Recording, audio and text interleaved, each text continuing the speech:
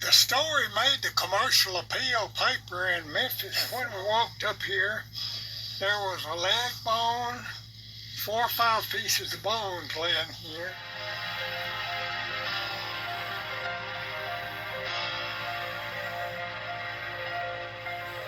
Howdy folks, I'm Garen Carlin, Mosses Creek Outdoors Historical Division. Here, I'm returning back to Moore Cemetery for a Part 3 in Pocahontas, Tennessee, near Hatchie River, just south of the Norfolk Southern Railway. In regards to further public interest involving Moore Cemetery, I wanted to go back and just show the footage involving the steel burial vault on top of the ground. This burial vault is located just west of the National Battlefield of Davis Bridge. This will be 3 episodes on Moore Cemetery.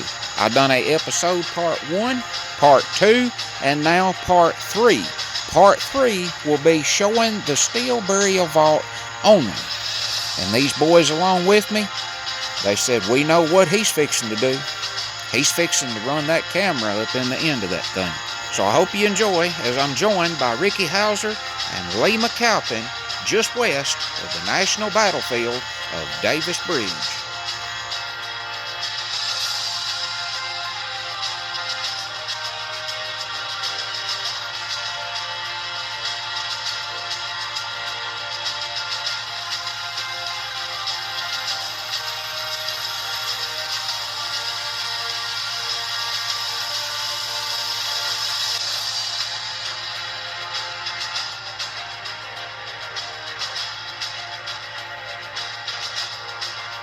Folks, I'm Garen Carlin, Mosses Creek Outdoors Historical Division, and this is historical field researcher Ricky Hauser. He's from the northeastern portion of McNairy County, up between Adamsville and Milledgeville, and we're here in Pocahontas due to researching an old kind of cemetery project that I have done a previous video on in time past. I'm going to go back over here to an old cemetery and locate an old steel burial vault on top of the ground.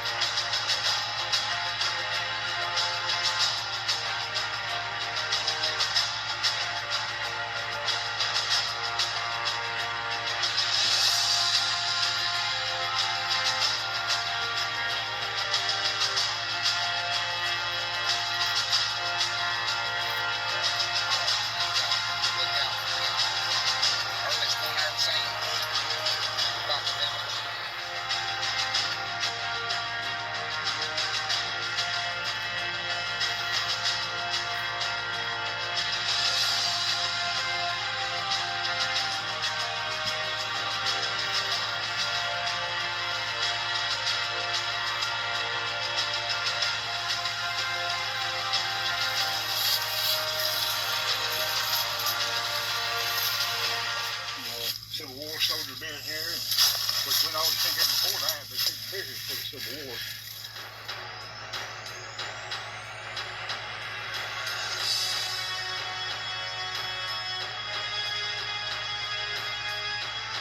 Thank goodness. We've had trouble finding this thing. Lee says he's found it.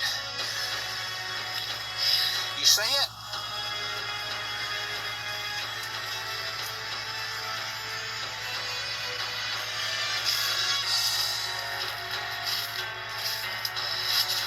It for certain is. My. The hole's still in it.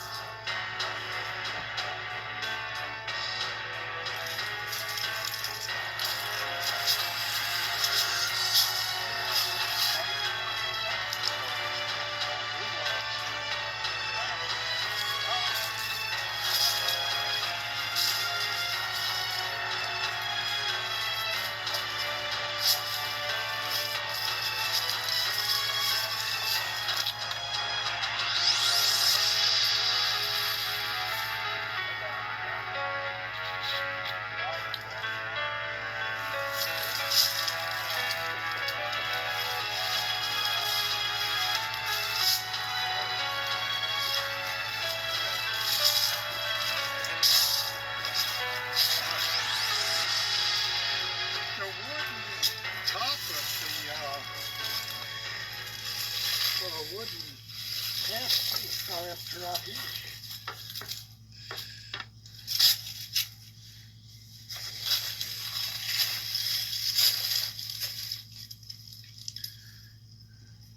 Did you ever find out a name on this one or anything? I ain't never heard the name. I just heard it was a woman, as I heard one time.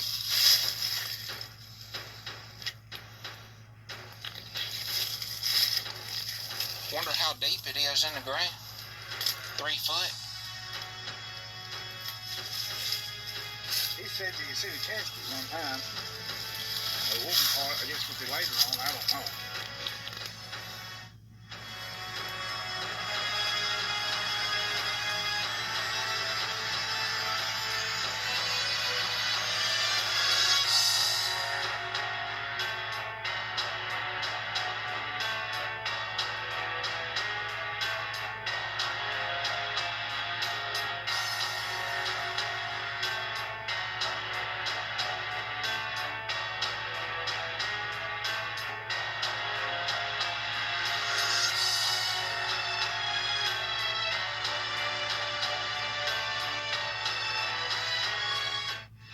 Folks, what a great mission it was with great friends to be able to look inside this steel burial vault after so many years of hearing about it. I've heard a lot of different stories from a lot of different folks out there from over the years that's been to this vault and has heard stories and tales about it. I was approximately around 8 to 9 years old the first time that I ever heard anything about it. My granddaddy used to work for the Parks and Conservation Department here in Tennessee, and him and some of his co-workers was in the general vicinity back years ago and managed to look in it. So here, momentarily, I'm going to let Mr. Lee McAlpin tell his story of past history involving this steel burial vault.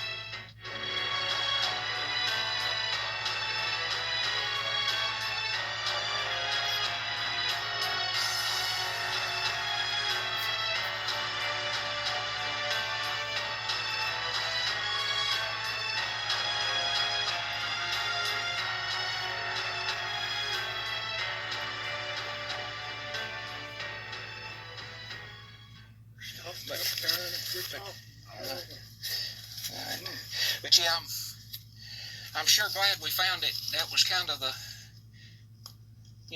main priority or objective for today, of course. But extremely interesting to look up in it. Real flat up the bottom on the inside, and looks like some old pieces or disassembled casket or a coffin or something. But I mean, I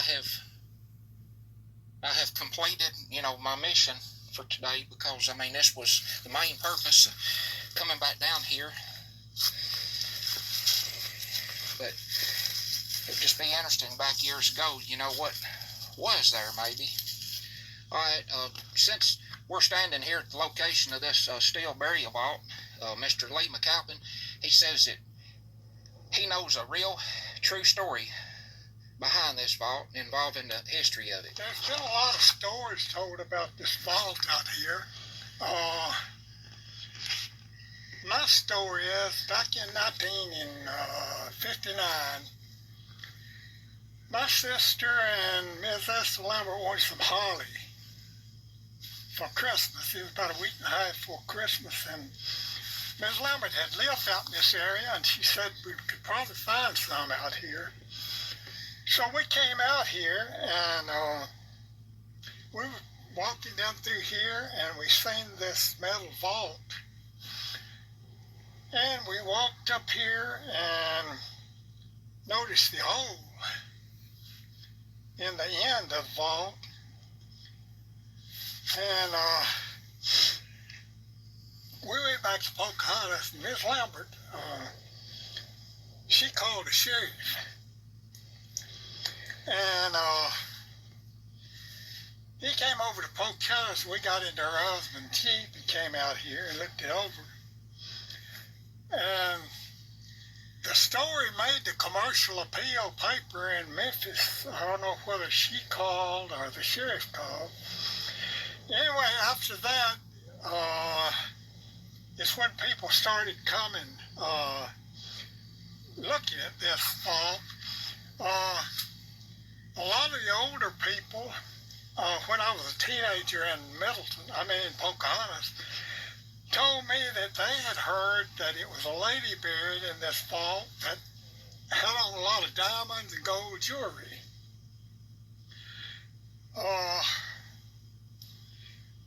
And that's a story I always heard. And a couple of men, older men in Pocahontas, told me that she was buried in Moscow, Tennessee first, and then moved out here to Moore Cemetery. I don't know whether that's factual, but it was two of the older men when I was a teenager told me that. The day that we found that the tomb had been broken into, that was in about 1959, and in about 64, I was playing in a brand with Larry Brinkley, and he told me, I was telling him about this, he said, I'd like to see it. So Larry and I came out here, and when we walked up here, there was a leg bone, 4 or 5 pieces of bones laying here, and there was a pine strip laying out here, about 4 inches wide and about that thick. And it had a little brass tag about that long, but I didn't look to see what the brass tag was. Anyway, we put that rock back over that hole. And that was the last time I was out here, but I don't know. I would say maybe this is just speculation that some wild animal might have drug some of the bones out. I remember there's a leg bone and part of the arm bone and some more bones. But I don't think an animal would have drug a 6-foot-long little slat of pine out. But it's always intrigued me and other people too about this, why it was buried so far from the other graves. I always thought maybe that the tomb was sealed and it was heavy, and that maybe they just they had to dig most of the graves then. Well, all of them had to be dug by hand with a shovel. And I just figured it was so heavy they put it as close as they could to the road out here. But anyway, today brings a lot of memories back to me. I just appreciate Glenn and his friends asking me to come out here with them. I remember another thing, that little board had some fragments of some faded purple, looked like cheesecloth shreds on it. Most of the people that was buried in something like this had a lot of money. So I guess that helped stoke the saying that she was buried with gold and diamonds on. Darren, again, thanks a lot for inviting me to come out here. This brings back an awful lot of memories.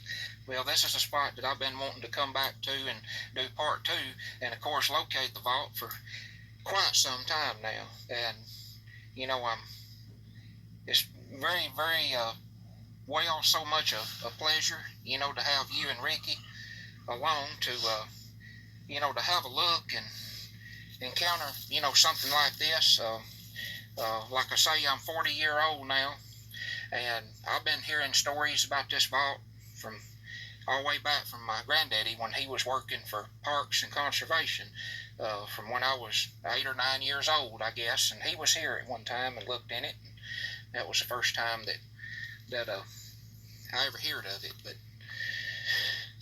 But quite interesting. I do not know of a exact or even close situation to say like this, a vault being placed just on the top of the ground. But of course, that definitely is the big stump right there that I could see in the photo that I got. And of course, you go back to the old photo, took back around, I think it was 1960s or something like that. Of course, that whole tree was standing there.